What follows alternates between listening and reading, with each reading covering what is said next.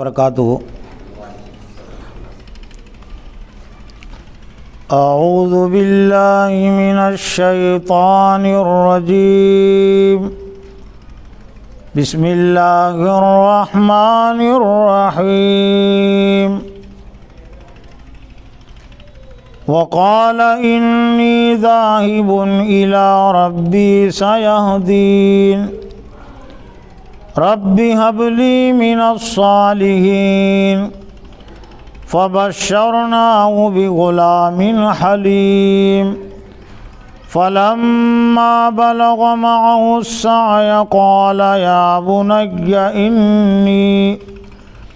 انی ارى في المنام انی اذبحک فانظر ماذا ترى، قال یا ابت افعل ما تؤمر ستجدنی ان شاء اللہ من الصابرین، فلما اسلما وتلہ للجبین ونادیناہ ان یا ابراہیم قد صدقت الرؤیا انا کذالک نجزی المحسنین، ان ھذا لہو البلاء المبین، وفدیناہ بذبح عظیم، وترکنا علیہ فی الآخرین، سلام علی ابراہیم کذالک نجزی المحسنین، انہ من عبادنا المؤمنین، وبشرناہ باسحاق نبیا من الصالحین، وبارکنا علیہ وعلی اسحاق ومن ذریتہما محسن وظالم لنفسہ مبین۔ صدق اللہ العظیم۔ محترم اساتذہ اکرام اور عزیز طلبہ، ابھی آپ کے سامنے قرآن مجید کے سورہ صافات کی چند آیات تلاوت کی گئی۔ آیت نمبر 99 سے آیت نمبر 113 تک پاروں کی ترتیب کے لحاظ سے یہ 23ویں پارے کے 7ویں رکوع کی چند آیات ہے۔ ان آیاتوں میں اللہ تعالیٰ نے حضرت ابراہیم علیہ السلام کی زندگی کے حوالے سے، سیرت کے حوالے سے، آپ کی جو ایک آخری اور بڑی آزمائش ہے اور آپ کی زندگی کا جو بڑا انعام ہے، اس کا تذکرہ کیا ہے۔ جو عنوان دیا جا سکتا ہے ان آیتوں کا وہ یہ کہ حضرت ابراہیم علیہ السلام کی آخری بڑی آزمائش اور آخری بڑا انعام، یا یوں بھی ہم کہہ سکتے ہیں کہ حضرت ابراہیم علیہ السلام کی زندگی کا آخری بڑا امتحان اور آپ کی زندگی کا آخری بڑا انعام۔ جس نوعیت کی آزمائش ہوتی ہے اسی نوعیت کا اللہ تعالیٰ انعام دیتا ہے۔ اس سے پہلے کے درس میں حضرت ابراہیم علیہ السلام کی پہلی آزمائش اور پہلے انعام کا تذکرہ ہوا تھا۔ ویسے بنیادی طور سے حضرت ابراہیم علیہ السلام پر تو 9-10 آزمائشیں آئی ہے بڑی بڑی، اور 9-10 اللہ تعالیٰ نے انعامات بھی دیے۔ عنوانات کے لحاظ سے بھی اس سے پہلے بات آئی تھی کہ حضرت ابراہیم علیہ السلام کی زندگی کے 5 اہم عنوانات اور موضوعات بنتے ہیں۔ ان میں یہ آخری عنوان اور موضوع ہے جس کو ہم محبت رب کے نام سے بھی جان سکتے ہیں۔ محبت رب یعنی رب کی محبت جو حضرت ابراہیم علیہ السلام میں تھی، تو اس کا ایک طرح سے یہ عملی مظاہرہ ہے جو حضرت ابراہیم علیہ السلام نے اللہ کے حکم سے کیا۔ جہاں سے آیات شروع ہوتی ہے ایک طرح سے اس میں سفر ہجرت کا تذکرہ بھی ہے، اور ایک طرح سے حضرت ابراہیم علیہ السلام کی زندگی کا چوتھا عنوان اور موضوع بنتا ہے کہ ہجرت حق، اور ہجرت بھی ایک طرح سے آپ کے لیے انعام کا باعث ہی تھی۔ جس مقام سے آپ کو ہجرت کا حکم دیا اللہ نے، حضرت ابراہیم علیہ السلام نے فرمایا کہ وقال انی ذاہب الی ربی سیہدین۔ ملک عراق کے شہر ار میں آپ کی ایک طرح سے پوری جوانی کی زندگی گزری ہے، اور بڑھاپے میں آپ داخل ہو چکے تھے۔ آگ میں ڈالے جانے کا واقعہ جو ہوا ایک طرح سے وہ آپ کی عراق کی زندگی کا، شہر ار کی زندگی کا آخری واقعہ، آخری آزمائش وہاں کی اور آخری انعام کہ اللہ آزمائش بھی آئی کہ آگ میں آپ کو ڈالا گیا، لیکن انعام بھی اللہ تعالیٰ نے دیا کہ آگ آپ کو جلا نہیں سکی۔ پھر ہجرت میں بھی ایک طرح سے اللہ تعالیٰ کی آزمائش بھی ہیں اور اس میں انعام بھی ہے کہ ابھی تک حضرت ابراہیم علیہ السلام جب ملک عراق میں تھے، اگرچہ آپ پر ایمان لانے والے بہت کم تھے، ایک مختصر سے قافلے کی صورت میں آپ نے ہجرت کی ہے۔ جب آپ وہاں سے نکلے تو جو کچھ مورخین نے، مفسرین نے بات لکھی کہ آپ کے ساتھ آپ کی بیوی حضرت سارہ تھی اور آپ کے بھتیجے یا بھانجے حضرت لوط علیہ السلام تھے۔ کچھ مفسرین نے حضرت لوط علیہ السلام کے متعلق لکھا کہ وہ آپ کے بھتیجے تھے، کسی نے لکھا بھانجے تھے، کوئی زیادہ فرق نہیں پڑتا۔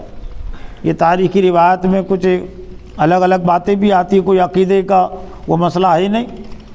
لیکن پھر مصر کے حاکم نے حضرت سارہ کو ایک طرح سے چھیننا چاہا، آپ سے لینا چاہا، لیکن اللہ تعالیٰ نے انعام دیا کہ حضرت سارہ تک اس حاکم کے، وہاں کے بادشاہ کے ہاتھ نہیں پہنچ سکے۔ اللہ تعالیٰ نے اس پر رعب طاری کر دیا، دہشت طاری کر دی، اور اس نے اس کو محسوس کر لیا کہ اس قافلے کے ساتھ اللہ تعالیٰ کی ایک بڑی غیبی مدد ہے۔ تب چونکہ یہ بھی بڑی آزمائش تھی آپ کے ذہن میں، حضرت ابراہیم علیہ السلام کے ذہن میں یقیناً یہ اندیشہ آ رہا ہوگا کہ بیوی تھی تو اب وہ بیوی بھی جدا ہو رہی ہے، لیکن جس نوعیت کی آزمائش ہوتی ہے انعام بھی اسی نوعیت کا۔ ابھی تک تو ایک ہی بیوی تھی، یہاں سے 2 بیویاں آپ کی زندگی میں آ گئی۔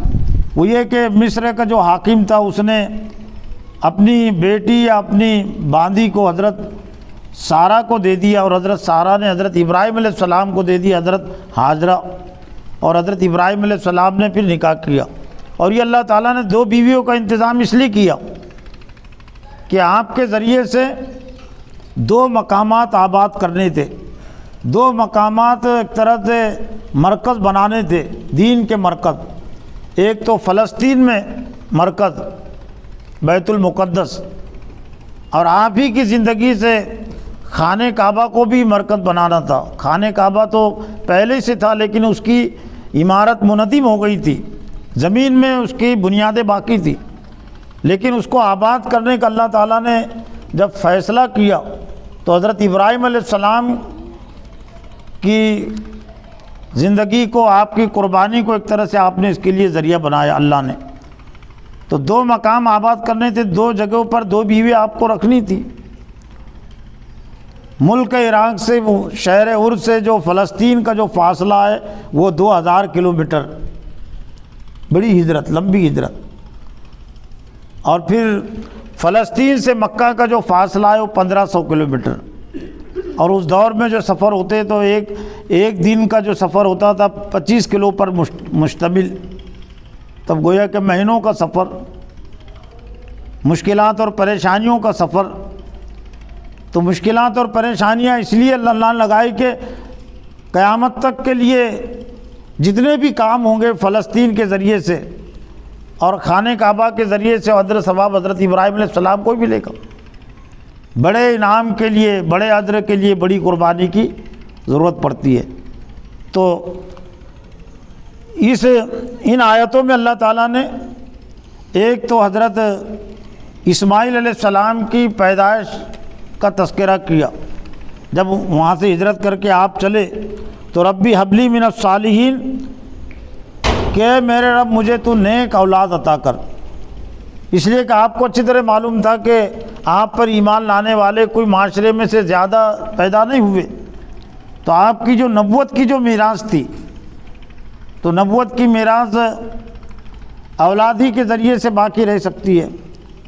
لوط علیہ السلام آپ کے بھتیجے تھے، بھانجے تھے، اور یقیناً وہ بھی ایک بستی کے نبی بنائے گئے، لیکن آپ یہ چاہ رہے تھے کہ میرے اولاد میں سلسلہ باقی رہے، تو اللہ تعالیٰ نے دعا قبول کی بڑھاپے کی حالت میں، اور ان کو خوشخبری سنائی، فبشرناہ بغلام حلیم، ہم نے ان کو خوشخبری دی ایک بردبار بچے کی، اور اس سے مراد حضرت اسماعیل علیہ السلام۔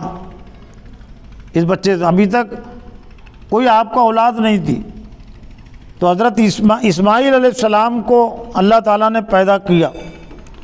چنانچہ پھر فلسطین میں آپ نے حضرت سارہ کو بسایا، اور اللہ کے حکم سے پھر وہاں سے مکہ کی طرف 1500 کلومیٹر کا سفر کا ارادہ آپ نے کیا، اور حضرت حاجرہ اور حضرت اسماعیل کو آپ نے اس جگہ پر بسایا اس وقت جہاں مکہ ہے خانہ کعبہ کی عمارت ہے۔ لیکن جس وقت آپ نے حضرت حاجرہ کو، حضرت اسماعیل کو وہاں چھوڑا کوئی آبادی نہیں تھی۔ قرآن مجید میں دوسرے مقام پر حضرت ابراہیم علیہ السلام کی جو مشہور و معروف اور مقبول دعائیں ہیں، ان میں سے ایک دعا یہ بھی، ربی انی اسکنت من ذریتی بواد غیر ذی زرع عند بیتک المحرم۔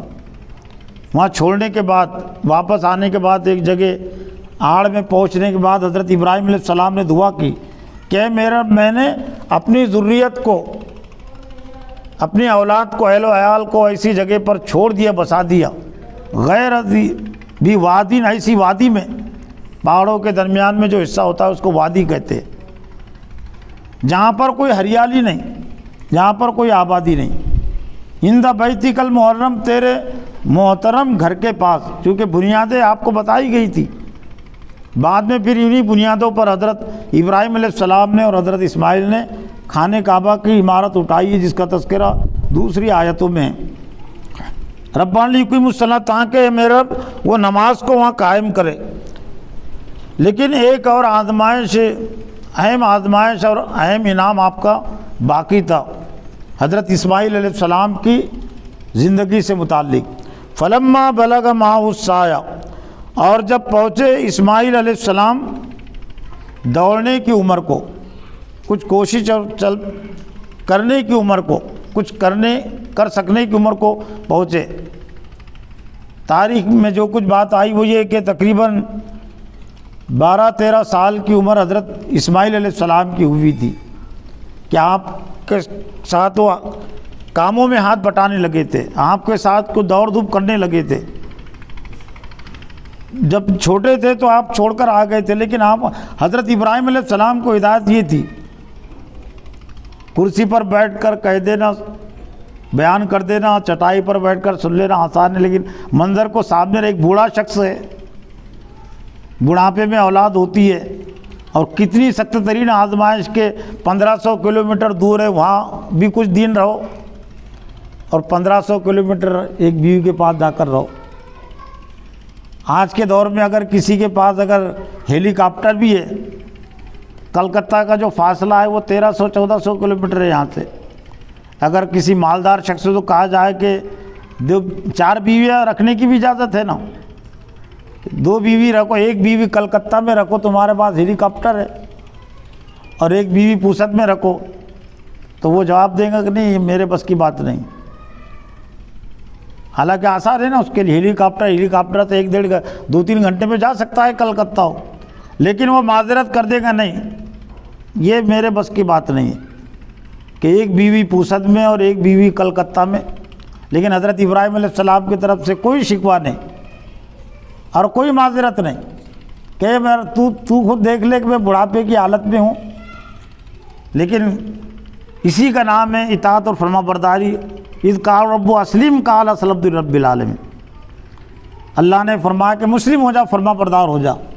حضرت ابراہیم علیہ السلام نے ہر معاملے میں ہر حکموں کے تحت کہا کہ میں رب العالمین کے لیے مسلم ہو گیا۔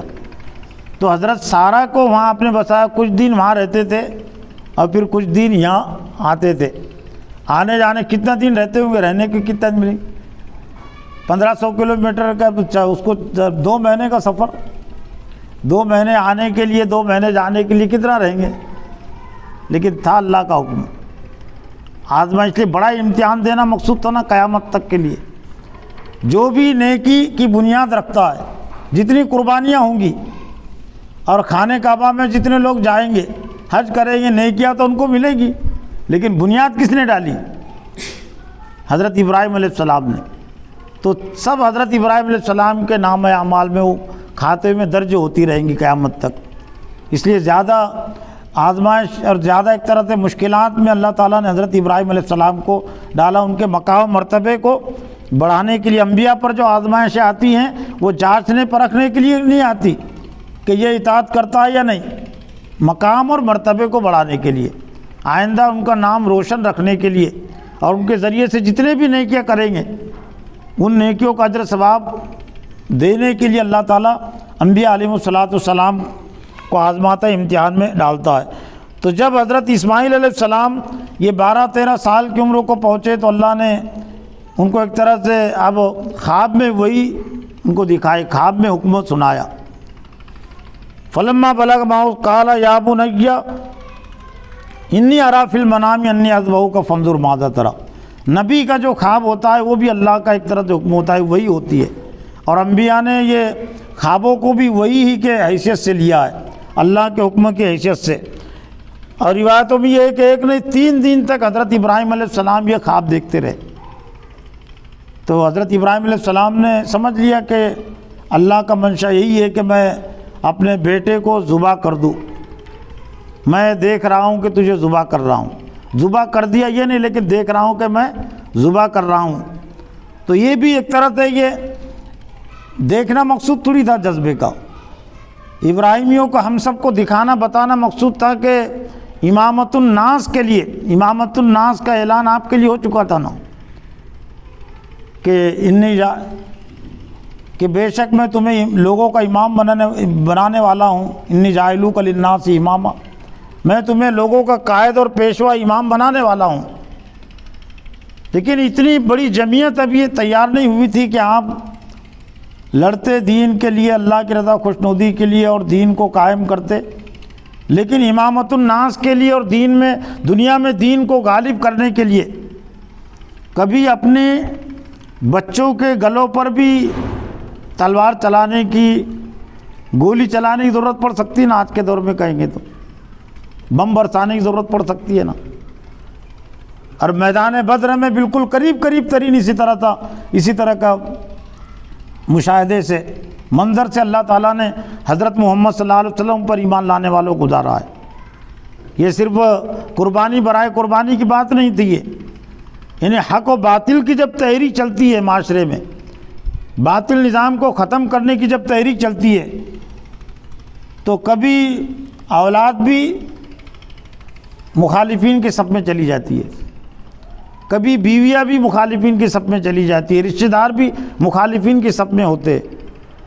تب اللہ کے دین کے لیے اب بیٹا مخالف صف میں چلا گیا تو چلانی پڑے گی نا۔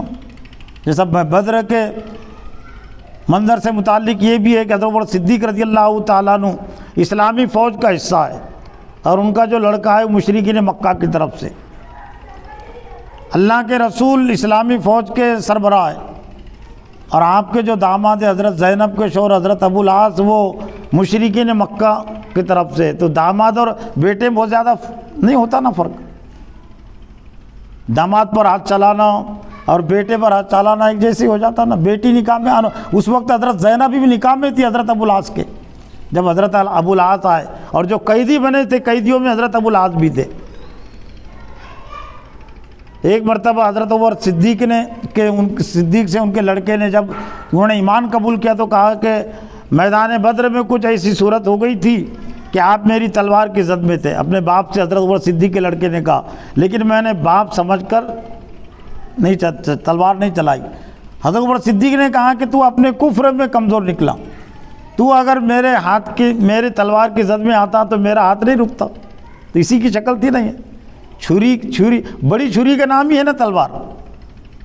تو یہ اس میں جنگ اور قتال کی ایک طرح سے متبادل صورت تھی.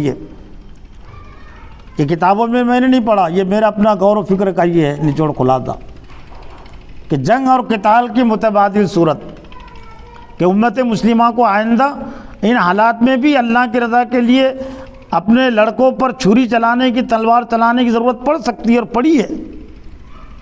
اورنگزیب نے بھی یہاں کچھ اسلامی حکومت کے لیے کوشش کی ہے تو ان کو بھی اس سے گزرنا پڑا ہے. باپ دشمن ہو گیا تھا نا, تو باپ کو قید کرنا پڑا آگرہ کے قلعے میں. اور 3 بھائی جو ہے تو مخالف ہو گئے, تینوں سے جنگ کرنی پڑی. 2 بیٹے بھی مخالف, اکبر نام کا اور سلطان نام کا بے دین, وہ بھی دشمن, لیکن ہاتھ نہیں رکے نا ان کے. سامنے آئے نہیں, بھاگ کر چلے گیا اکبر افغانستان مراٹھوں کے بہکاوے میں آ کر. لیکن اگر آتا تو وہ بھی تلوار کی زد میں آتا. جس طرح سے 2 بھائی 3 بھائی مارے گئے.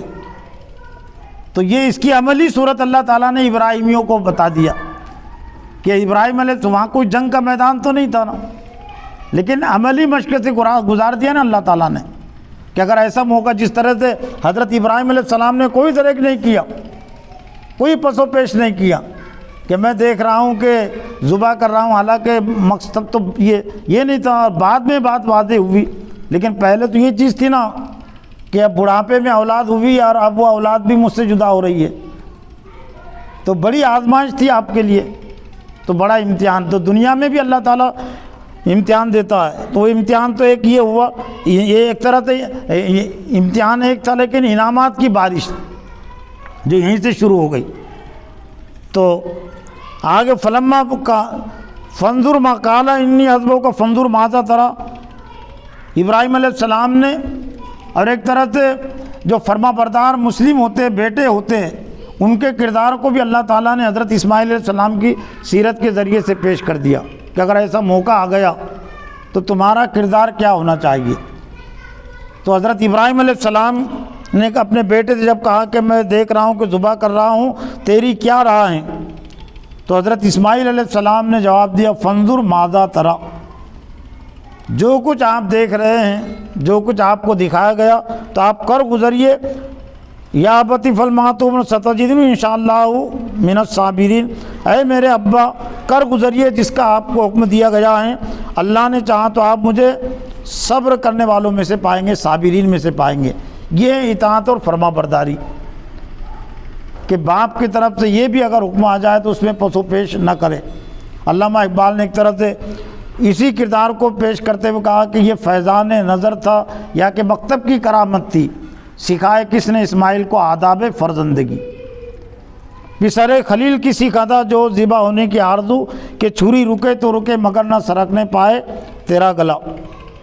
فلما اسلما و طلعوا للجبین, بس جب دونوں فرما بردار ہو گئے, لفظی ترجمہ ہوگا دونوں مسلم ہو گئے. تو یہ مسلم ہونے کی بات نہیں کہ ایک کفر سے شرک سے اسلام میں داخل ہوتا ہے, وہ تو پیدائشی مسلم تھے ایک طرح سے, جب سے انہوں نے ہوش سنبھالا تب سے مسلم تھے. یعنی اطاعت اور فرما برداری کے معنی میں اسلام کا لفظ. جب دونوں فرما بردار ہو گئے, حضرت ابراہیم علیہ السلام قربانی ذبح کرنے کے لیے اور حضرت اسماعیل علیہ السلام ذبح ہونے کے لیے, وطلعوا للجبین, اور انہوں نے اس کو لٹا دیا پیشانی کے بل. حالانکہ ذبح کرنے کے لیے تو عام طور سے جو لٹایا جاتا ہے وہ سر کے بل, جانور وغیرہ, لیکن جو مفسرین نے توجیہ کی بالکل صحیح توجیہ کی, اور شاید یہ حضرت اسماعیل علیہ السلام کے طرف سے بھی یہ تقاضا ہوگا کہ مجھے آپ سجدے کی حالت میں ذبح کریں. سجدے کی حالت اللہ کو پسندیدہ ہے نا, سجدے کی حالت پیشانیوں کا بل ایک تو اللہ کے حکم, لیکن سجدے کی حالت میں. تو جب انہوں نے لٹا دیا پیشانیوں کا بل, گویا کہ سجدے کی حالت جو اللہ کے عام حالتوں میں پسندیدہ حالت ہے, ابدیت کا بندگی کا اظہار کی ایک طرح سے اعلیٰ کیفیت اللہ کے سامنے جھکنے کی، اور دوسرے مطلب اس کے ساتھ اور زباں ہونے کی، سونے پر سہاگا جسے کہتے ہیں، نور نالا نور۔ لیکن اللہ تعالیٰ یہ کہ جب جو منصوب تھا یہیں تک تھا منصوبہ، دنیا والوں کو اللہ کو تو معلوم تھا کہ یہ میرا بندہ اسے پیچھے ہٹنے والا نہیں ہے، لیکن اب لٹا دیا تو کوئی چیز رکاوٹ تو نہیں رہی نا، کوئی کسر باقی اب نہیں رہی۔ اب لوگوں نے وہ اپنے طور سے کچھ باتیں اس میں جوڑ دی، حالانکہ ان کے وہ قربانی کا جو اصل مقصد تھا، روح تھی، اس کو کم کرنے کے لیے کہ انہوں نے اپنی آنکھوں پر پٹی باندھ دی، اور وہ اسماعیل علیہ السلام کہنے لگے کہ مجھے میرے پیروں وغیرہ کو اچھی طرح باندھ دیجئے۔ وہ پہلے سے تیار تھے نا، تو باندھتے جانوروں کو اس لیے کہ وہ ادھر ادھر بھاگتے ہو، بھاگنے سے بچانے کے لیے جانوروں کو باندھتے نا، تو اسماعیل علیہ السلام کے بھاگنے والے تھے کیا وہ؟ لیکن یہاں تک لکھ دیا کچھ لوگوں نے، ذرا بھی عقل استعمال نہیں کی انہوں نے کہ میرے ہاتھوں پیروں کو باندھ دیجئے، اور آپ اپنی آنکھوں پر پٹی باندھ دیجئے کہ میری محبت کی وجہ سے کہیں آپ رک نہ جائے۔ نہیں، ذرا اپنے جیسے اپنے کو سمجھتے کہ ویسے سمجھ لیا حضرت ابراہیم علیہ السلام کو، وہ تو شعور کے ساتھ بالکل تیار تھے حضرت ابراہیم علیہ السلام بھی اور اسماعیل علیہ السلام بھی، تو وہاں پر کوئی محبت کے آڑے آنے کا اور وہاں رکنے کا کوئی سوال ہی پیدا نہیں ہوتا نا۔ تو وہ مرچ مسالہ لگا کر کچھ واقعات کو لوگوں نے جو اصل روح تھی اس کو کم کرنے کی کوشش کی ہے۔ تو اللہ تعالیٰ کی طرف سے پھر آواز آئی، ایک طرح سے اب یہ انعامات کی بارش، انعامات کا سلسلہ، وَنَادَيْنَاهُ أَن يَا ابراہیم، اور ہم نے آواز دی اے ابراہیم، قد صدقت الرؤیا، تو نے اپنا خواب سچا کر دکھایا، اِنَّا كَذَلِكَ نَجْزِي الْمُحْسِنِينَ، ہم احسان کرنے والوں کو، بھلائی کرنے والوں کو اسی طرح بدلہ دیتے ہیں کہ ہم ان سے یہ نہیں چاہتے کہ وہ ذبح کر دے اپنے بیٹے کو، یہ مقصود نہیں تھا۔ إِنَّ هَذَا لَهُوَ الْبَلَاءُ الْمُبِينُ، بے شک یہ بڑی قربانی تھی، کھلی ہوئی آزمائش، جو آزمائشیں آپ پر آئی ہے ان میں سے ایک طرح سے آخری اور بڑی آزمائش۔ وَإِذِ ابْتَلَىٰ إِبْرَاهِيمَ رَبُّهُ بِكَلِمَاتٍ سے سلسلہ شروع ہوا تھا، آغاز ہوا تھا کہ مشرک گھر میں اللہ نے آپ کو پیدا کیا، آزمائشوں کی ابتدا تو یہیں سے ہو چکی تھی نا، لیکن اللہ تعالیٰ نے انعامات وہیں سے دیے، وہیں سے سلسلہ کہ باپ بھی ہار گیا، قوم بھی ہار گئی، نمرود بھی ہار گیا، سب کو ہرا دیا نا انہوں نے اکیلے، تنے تنانے، کوئی جمعیت نہیں تھی۔ ہرانا آسان مشکل ہوتا نا آج کے دور میں بھی، لیکن اکیلے تنے تنا حضرت ابراہیم علیہ السلام نے سب کو ہرا دیا، آزر کو بھی، قوم کو بھی، ان کی بات کو نہیں مانا، وہ مجبور ہو گئی، اسی کا نام ہے نا ہار اور جیت۔ تو آخری اللہ نے خود اس کو بڑی آزمائش قرار دی، بے شک یہ ایک بڑی آزمائش تھی، وہ فدیناہ بذبح عظیم، بڑی آزمائش تھی تو بڑا انعام بھی اللہ تعالیٰ نے پھر دیا، اور ہم نے بدلے میں دیا ایک ذبح عظیم، بڑی قربانی۔ مینڈا، کسی نے دمبا لکھا، کسی نے مینڈا لکھا، کوئی زیادہ فرق نہیں پڑتا مینڈے میں اور دمبے میں۔ مینڈے دیکھے کہ نہیں آپ نے، یہ نیچے منہ کر کے جو چلتی بکریوں جو مینڈی ہے، تو اس میں جو نر ہوتا ہے اس کو مینڈا کہتے ہیں اس کو، اور عرب میں دمبی زیادہ ہوتی ہے، وہ بھی اسی کی ملتی جلتی ہوتی ہے مینڈیوں کی طرح۔ تو مینڈا ایک ذبح عظیم، اس کا مطلب یہ نہیں کہ بہت جسامت کے لحاظ سے بہت بڑا تھا، لیکن چونکہ بڑے انعام کے تو بڑے امتحان میں اللہ تعالیٰ نے دیا، اس لیے ذبح عظیم اللہ تعالیٰ نے اس کو قرار دیا ہے۔ لن ینال اللہ لحومها ولا دماؤها ولکن ینال التقوی منکم، قربانی جو بڑی ہوتی ہے، بڑی بنتی ہیں، وہ جذبے سے بڑی بنتی ہے، وہ جسامت سے بڑی نہیں بنتی کہ جانور بڑا ہو گیا اس لیے بڑی قربانی، چھوٹا ہے تو چھوٹی قربانی، ایسا نہیں۔ قربانی کے جانوروں کو نہ گوشت پہنچتا ہے نہ خون پہنچتا ہے، لیکن تمہارا جذبہ پہنچتا ہے۔ تو بڑا جذبہ تھا حضرت ابراہیم علیہ السلام کا اور حضرت اسماعیل کا اس قربانی کے پیچھے، اس لیے اللہ تعالیٰ نے بطور انعام فدیناہ بذبح عظیم، اور ہم نے بدلے میں ان کو ایک ذبح عظیم عطا کیا ہے۔ وہ دوسرا یہ تو انعام تھا ہی، پھر اسی کے ساتھ اور انعام، یہ 10 کی جو بات ہے نا وہ دنیا میں ہے، وہ من جاء بالحسنۃ فلہ عشر امثالہا، جو ایک نیکی کر کے آئے گا تو ہم اس کو 10 گنا بدلہ دیں گے۔ تو آخرت سے متعلق ہے کیا وہ؟ اگر آخرت سے متعلق کوئی سمجھتا ہے تو گویا کہ اگر کسی نے 10 سال اللہ کی بندگی کی تو 10 سال کا 10 گنا کیا ہوتا؟ تو 100 سالی جنت ملنا نا پھر. کسی نے اگر 1 سال کی اطاعت اور بندگی کی تو 1 سال کا 10 گنا کتنا ہوتا؟ 10. تو 10 سالی جنت ملے گی کیا اس کو؟ ہمیشہ ہمیشہ کی جنت ہے نا. یہ دنیا جس کو امت مسلمہ سمجھ نہیں رہی ہے دین اور ایمان کی خاطر. اگر امت مسلمہ نے اس ہندوستان میں اسلام کو سیاسی لحاظ سے غالب کرنے کی اگر 5 سال کوشش کی تو 5 دہی کتنے ہوتے؟ 50 ہوتے. 50 سال اللہ تعالیٰ انعام دے گا. اور اگر 10 سال کوشش کی تو اللہ تعالیٰ 100 سال تک ان کو سیاسی غلبہ عطا کرے گا. اور یہاں پر جو تقریباً 1000 سال 900 سال تک جو ایک طرح سے غلبہ رہا مسلمانوں کا، تو یقیناً 90 سال یا 100 سال کوشش رہی ہے ہندوستان میں اسلام کو غالب کرنے کی، تو 10 گنا دینا لازم ہے نا اللہ تعالیٰ. 80 سال کوشش رہی ہوں گی، یقیناً رہی ہے، الگ الگ حیثیتوں میں، پورے دور میں نہیں رہی ہے. بہت سارے بادشاہ تو دنیا داری تھے، انہوں نے شرک کو پھیلایا ہے، لیکن کچھ تھے دیندار، تو کچھ تھے 10% ہی تھے. تو 80 سال اگر انہوں نے کوشش کی ہے اسلام کو سیاسی لحاظ سے غالب کرنے کا، اللہ تعالیٰ 800 سال غلبہ عطا کیا. 100 سال کوشش رہی ہوں گی تو اللہ تعالیٰ نے 1000 سال تک ان کو اقتدار عطا کیا. تو وہ ترکنا علیہ فی الآخرین، اور ہم نے بعد میں آنے والوں کے لیے اس کو چھوڑ دیا. یہ قربانی کی یاد. اللہ کے رسول سے پوچھا گیا، صحابہ اکرام نے پوچھا ما ہی العزائب یا رسول اللہ، یہ قربانیوں کی حقیقت یہ اللہ کے رسول آپ نے فرمایا کہ یہ سنت ابیکم ابراہیم، یہ تمہارے باپ حضرت ابراہیم علیہ السلام کی سنت طریقہ ہے. قالوا وما لنا فی قال بکل شعرۃ حسنہ. صحابہ نے پوچھا کہ قربانی ہم کو کیا ملا؟ آپ نے فرمایا کہ قربانی کے ہر بال کے بدلے ایک نیکی. اور فمصوف، کچھ جانوروں میں بال نہیں ہوتے، اون ہوتے، جیسے یہ بکریوں کو اور یہ ہوتے لیکن چھوٹے چھوٹے ہوتے، اس کو اون کہتے ہیں اس کو. جیسے مینڈے کو اور یہ بیل کو، گائے کو جو ہوتے بال کے وجہ اس کے لیے اون کا لفظ ہے. تو ہر اون کے بدلے ایک نیکی، بال کے بدلے، اور اون جتنے ہوتے وہ بھی بال ہی چھوٹے ہوتے، چھوٹے بالوں کو اون کہتے ہیں. تو ہر اون کے بدلے ایک نیکی. لیکن بعد میں آنے والوں کے لیے چھوڑ دیا. بعد میں آنے حضرت قیامت تک یہ جتنی قربانیاں کی جائیں گی وہ اسی قربانی کی یاد میں. اور چونکہ بنیاد بنی حضرت ابراہیم علیہ السلام اسماعیل کی یہ قربانی، تو جو نیکی کی بنیاد ڈالتا ہے کہ من سن فی الاسلام سنۃ حسنۃ فلہ اجرھا واجر من عمل من بعد من غیر ان ينقص من اجورهم شیئا.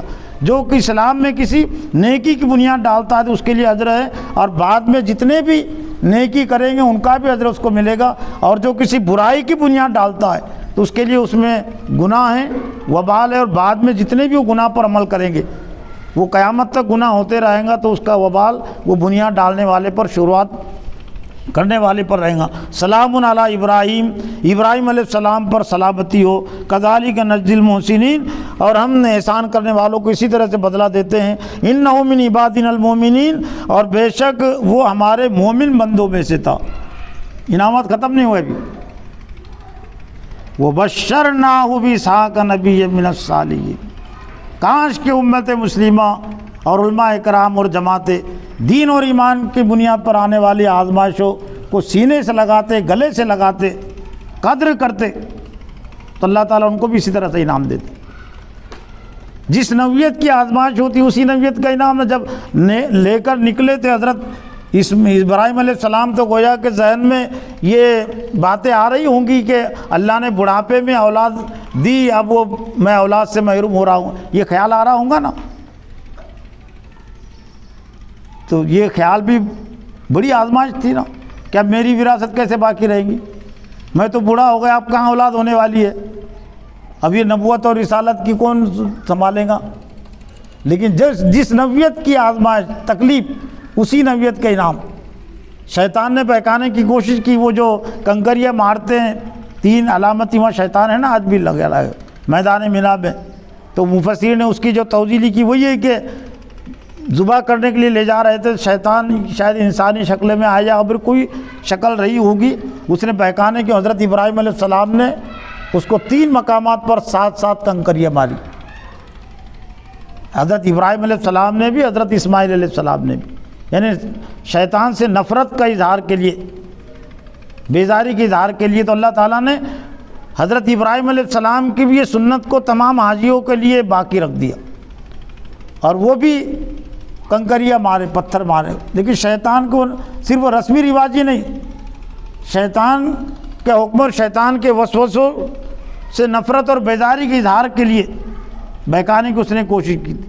لیکن جب میدان مینا سے واپس ہوئے تو چونکہ وہ آزمائش تھی نا کہ اب ایک اولاد ہوئی تو میں اس سے اب محروم ہو رہا ہوں، تو جب واپس ہوئے تو اسحاق علیہ السلام کی پیدائش کی ابھی تک ایک ہی تھی اولاد، لیکن اب دوسری اولاد کی بشارت کے ساتھ وَبَشَّرْنَاهُ بِإِسْحَاقَ نَبِيًّا مِنَ الصَّالِحِينَ، اور دوسرے مقام پر ہے وَمِن وَرَاءِ إِسْحَاقَ یعقوب، اور اسحاق علیہ السلام کے پیچھے یعقوب علیہ السلام گئے تھے ایک بچے کو قربان کرنے کے لیے، واپس ہوئے تو دوسرے بیٹی کی خوشخبری اور پوتے کی خوشخبری کے ساتھ، صرف بیٹے دوسرے بیٹے کی نہیں، اسحاق علیہ السلام کی پیدائش کی خوشخبری کے ساتھ، اور اسحاق علیہ السلام کے بعد یعقوب علیہ السلام کی پیدائش کو ان مع العسر یسرا فان مع العسر یسرا، بے شک تنگی کے ساتھ آسانی ہو، تنگی کے ساتھ آسانی ہے۔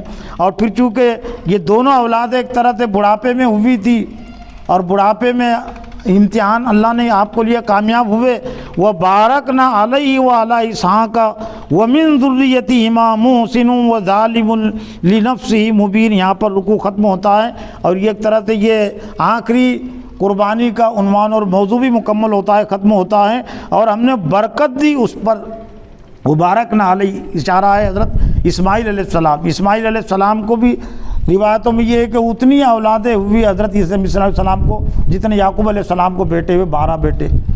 اور مکہ میں جو 10-12 جو قبیلے تھے وہ ہوئی 10-12 بیٹوں کی اولاد تھی حضرت اسماعیل علیہ السلام جو اسحاق یعقوب علیہ السلام کو 12 بیٹے ہوئے، اور پھر وہ ایک سلسلہ چلا ہے۔ تو ہم نے برکت دی ان پر، وعلیٰ اسحاق، اور اسحاق علیہ السلام پر بھی، کہ یعقوب علیہ السلام کے 12 بیٹے، 12 بیٹے سے 12 قبیلے وجود میں آئے، اور 2500 سال تک ان کی نبوت کا زمانہ رہا ہے۔ پھر اللہ تعالیٰ نے نبوت کو ان سے چھین لیا، ایک طرح سے ان کو معزول کر دیا، اور پھر اسماعیل علیہ السلام کی اولاد میں حضرت محمد صلی اللہ علیہ وسلم پیدا ہوئے، اور پھر قیامت تک کے لیے اللہ تعالیٰ نے نبوت کو حضرت ابراہیم علیہ السلام کی اولاد کا حصہ بنا دیا۔ لیکن یہ بھی اللہ نے فرما دیا وَمِن ذُرِّيَّتِهِمَا، ان دونوں کی اولاد میں محسن، احسان کرنے والے بھی ہے، بھلائی کرنے والے بھی ہے، مومن بھی ہے، وہ ظالم لنفسی، اور اپنے نفس پر ظلم کرنے والے بھی، نافرمانی کرنے والے بھی کھلے طور سے۔ تو جو احسان کریں گے تو اللہ تعالیٰ ان کو جنت دے گا، اور جو گناہ کا راستہ اختیار کریں گے اللہ ان کو جہنم عطا کرے گا۔ تو محترم اساتذہ اکرام اور عزیز طلبہ، حضرت ابراہیم علیہ السلام اور حضرت اسماعیل علیہ السلام کی ایک طرح سے یہ قربانی کے دن چل رہے ہیں، یہ حج اور قربانی کا موقع، تو ہم بھی اپنے اندر حضرت اسماعیل علیہ السلام اور حضرت ابراہیم علیہ السلام، حضرت حاضرہ، حضرت سارہ کی قربانیوں سے کچھ نہ کچھ نصیحت اور سبق لے۔ اللہ سے دعا ہے کہ اللہ تعالیٰ مجھے اور آپ کو بھی حضرت ابراہیم علیہ السلام، حضرت اسماعیل علیہ السلام کی قربانی سے نصیحت حاصل کرنے، سبق حاصل کرنے کی توفیق عطا فرمائے۔